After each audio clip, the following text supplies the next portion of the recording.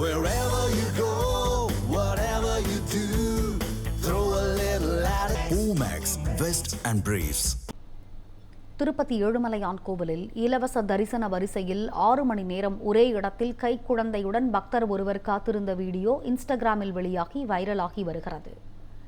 திருப்பதி ஏழுமலையான் கோவிலில் நாள் ஒன்றுக்கு 70,000 முதல் 80,000 பக்தர்கள் சுவாமி தரிசனம் செய்து வரும் நிலையில் இலவச தரிசனத்திற்கு வருபவர்கள் ஒரே இடத்தில் 6 மணி நேரம் காத்திருக்கும் நிலை ஏற்பட்டுள்ளதாக பக்தர்கள் வேதனை தெரிவித்துள்ளனர். வரிசையில் நிற்பவர்கள் வெளியே செல்ல முடியாமல் கம்பிகள் கொண்டு அடைக்கப்பட்டுள்ளதாகவும் குற்றம் சாட்டியுள்ளனர்.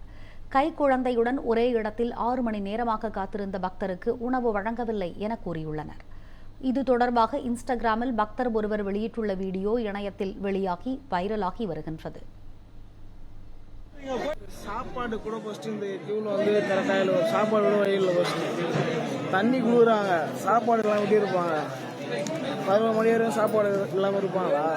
கிட்டத்தட்ட ஒரு 10 கிலோமீட்டர் மேலே சுத்தமாக விட்டுருக்காங்க கண்டி. 5 மணி நேரம் நிற்கிறேன்பா, என்ன டைம் இருப்பா? அநியாயம் பண்ணுறீங்க, கோயில என்ன பண்ணுறீங்க? ஜெயிலுக்கு போய் பண்ணி வச்சுக்கிறீங்க.